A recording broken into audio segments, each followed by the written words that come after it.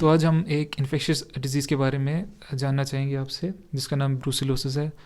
तो ये ब्रूसिलोसिस होता क्या है और उसके और कितने नाम हैं? ब्रोसिलोसिस बेसिकली एन जूनोटिक डिजीज़ है।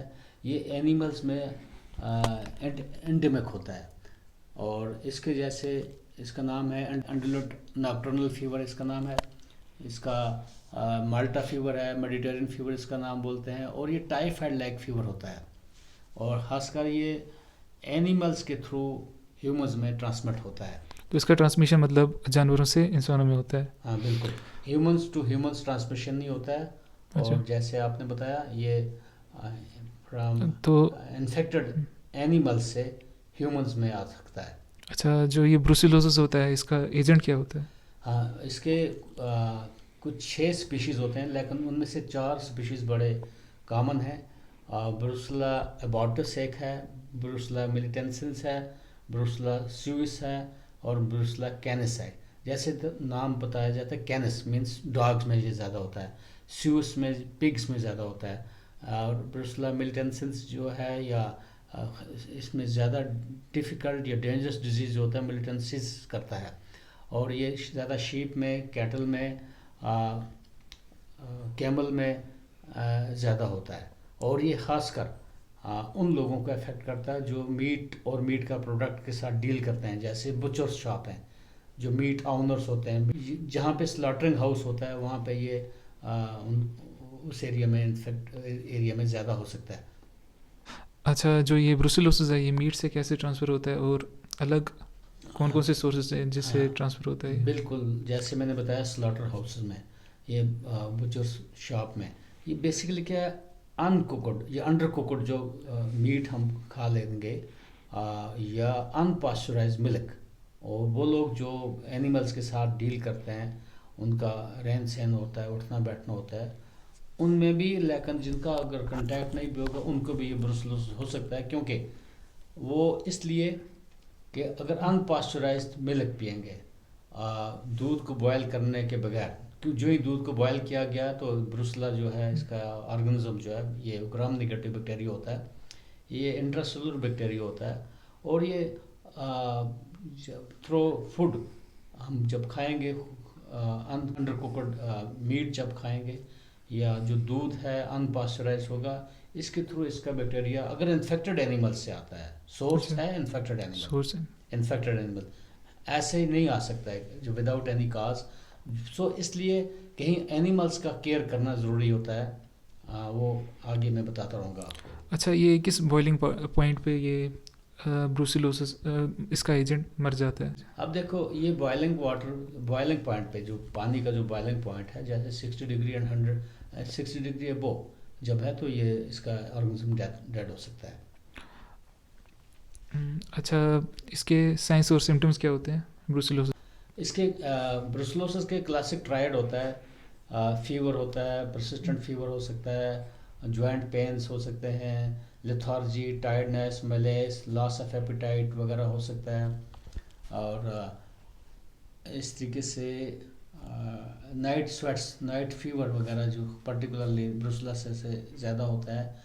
अगर सिमिलरली हार्ट में भी इन्वॉल्व कर सकता है ये, ब्रुसला एंडोकार्डाइट्स कर सकता है, ब्रेन में इफेक्ट कर सकता है, ब्रुसला मेनिंजाइट्स कर सकता है। तो मल्टीपल प्रेजेंटेशन इसकी आ सकती हैं। ब्रुसला से ऑस्टियोमाइलाइटिस हो सकता है, बोन्स में इन्फेक्शन हो सकता है। तो हाँ, अच्छा, ह्यूमंस में और कौन कौन सी प्रॉब्लम्स हो सकती हैं? देखो, जैसे हेपेटोस्प्लेनोमेगाली हो सकता है, लीवर एनलार्जमेंट हो जाता है, स्प्लीन हम्म, एनलार्ज हो जाती है, फीमेल्स में रिकरेंट एबॉर्शंस हो जाती है, मेल में इनफर्टिलिटी हो जाती है। अच्छा, हम जानना चाहेंगे क्या इसमें लिम्फ नोड इन्लार्जमेंट होती है या नहीं? बिल्कुल, लिम्फेडेनोपैथी, ये रेटिकुलर एंडोथेलियल सिस्टम जो है उसमें इन्वॉल्वमेंट करता है। बिल्कुल जैसे स्प्लेनोमेगाली हो जाती है, इस तरीके से lymph node, cervical lymph nodes, inguinal lymph nodes वगैरह, कोई भी पेशेंट किसी भी तरीके से कहीं भी प्रेजेंटेशन आ सकती है इसकी। जी। ब्रूसिलोसिस का इंक्यूबेशन पीरियड कितना होता है? ये 4 वीक से लेकर 6 वीक्स तक हो सकता है, उससे भी प्रोलॉन्ग्ड हो सकता है। डिपेंड करता है कि इन्फेक्शन किस स्टेटस पे है, और इंसान का इम्यून सिस्टम रिस्पॉन्ड कैसे कर रहा है उस पर। किसी में विंडो पीरियड जल्दी होगा, किसी में हम्म, लॉन्ग हो सकता है। और प्रेजेंटेशन, इंक्यूबेशन पीरियड जो है वो 4 to 6 वीक्स तकरीबन है।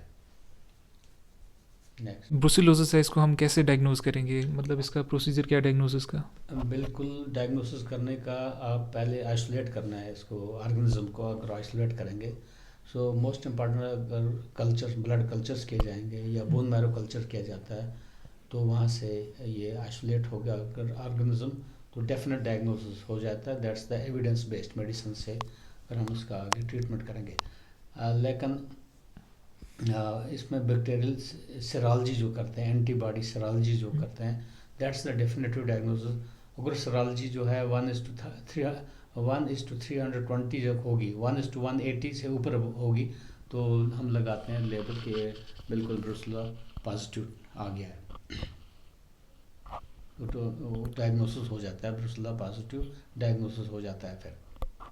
अच्छा, जो लेबोरेटरीज़ में ब्रुसेला पे टेस्ट कर रहे होते हैं उन पे क्या असर पड़ता है इसका? बिल्कुल, ये दो ह्यूमंस टू ह्यूमंस नहीं इन्फेक्शन नहीं होती है, लेकिन क्लोज कांटेक्ट अगर हो गया हाथ से टाइम पे, अगर किसी के वाउंड होगी तो उसके वाउंड्स के थ्रू ट्रांसमिट हो सकता है। इसलिए लेबॉरेटरी वर्कर्स को केयरफुली स्पेसिमेंस को हैंडल करना चाहिए। लेबॉरेटरी वर्कर्स को इसलिए लेबॉरेटरी वर्कर्स को केयरफुली हैंडल करना चाहिए ताकि ये इन्फेक्शन ट्रांसमिट ना हो। ये कितने % ब्लड कल्चर्स में ये पॉजिटिव आ सकते हैं? 50 to 80% जो है ब्रुसेला मिलिटेंस है, ये पॉजिटिव आ सकता है कल्चर्स में, और ब्रुसेला एबॉर्टस भी तकरीबन 30 to 50% तक पॉजिटिव आ सकता है कल्चर्स में।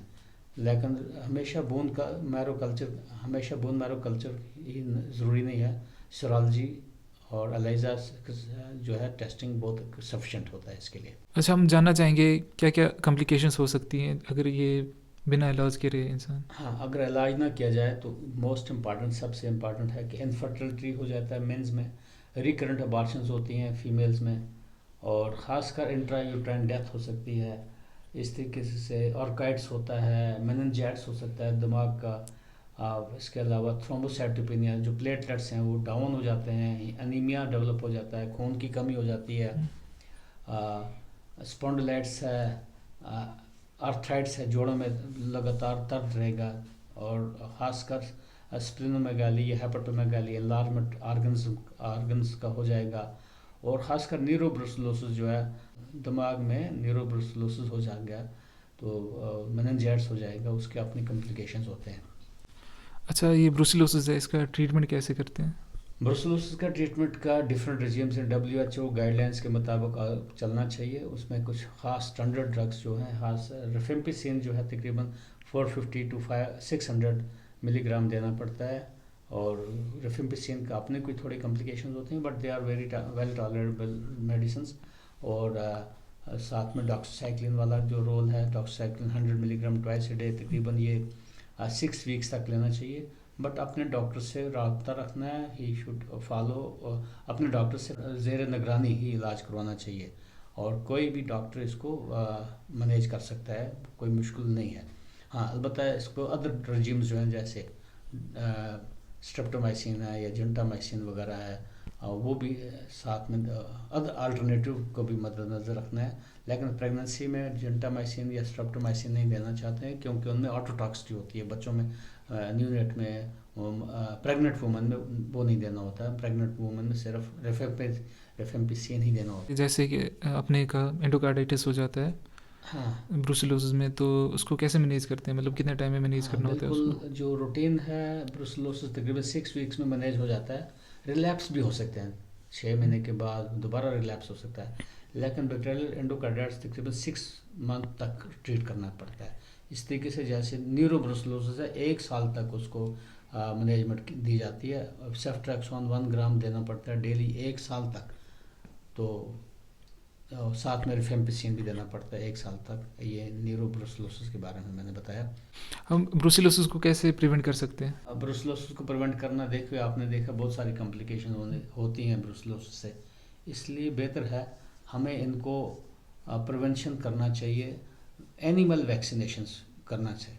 अच्छा, ह्यूमंस के लिए वैक्सीनेशन है या नहीं? ह्यूमंस के लिए वैक्सीनेशन नहीं है, इसलिए हमें ह्यूमंस को वैक्सीन नहीं करना है, अवेलेबिलिटी वैक्सीन के नहीं है। एनिमल्स को ग्रॉस लेवल पे वैक्सीनेशन अगर हो जाएगा तो वो शायद इसको प्रिवेंट कर सकते हैं, ट्रांसमिशन में आगे ट्रांसमिशन में प्रिवेंट कर सकते हैं। और ख़ासकर मिल्क टेस्ट ऑफ एनिमल्स अगर किया जाए कि उसमें देखा जाए कि ब्रूसला का ऑर्गेनिज्म तो नहीं है, क्योंकि ये तो सोर्स है एनिमल से, काउ से, शीप से वगैरह, इसका तो सोर्स है कैमल से, उनकी मिल्क से, मिल्क प्रोडक्ट से, मीट प्रोडक्ट से। तो ख़ासकर एनिमल अगर टेस्टिंग किया जाएगा तो वो भी बहुत बेनिफिशियल रहेगा, ताकि पता चलेगा कि हाँ ये ट्रांसमिट तो नहीं हो रहा है, वहाँ से तो नहीं आ रहा है। और ख़ासकर इम्पॉर्टेंट है पास्चराइज मिल्क लेना चाहिए, वो बॉयल करके जो दूध है वो लिया जाना चाहिए। कोई भी कोताही नेग्लिजेंस नहीं की जानी चाहिए किसी भी लेवल पे। और सबसे इम्पॉर्टेंट है जो मीट खाया जाए अच्छी तरीके से कुक करके खाना चाहिए, खूब अंडर कुकड मीट नहीं होना चाहिए, खूब गला होना चाहिए, खूब पक्का होना चाहिए। जो भी सोर्स है, एनिमल सोर्स जो भी है मीट का, अच्छी तरीके से कुक करके खाया जाना चाहिए। और जो हमने ब्रूसिलोसिस के ऊपर डिस्कस किया, आई एम श्योर ये में से सबके लिए बेनिफिशियल साबित हुई होगी। हाँ, definitely. All the best till next.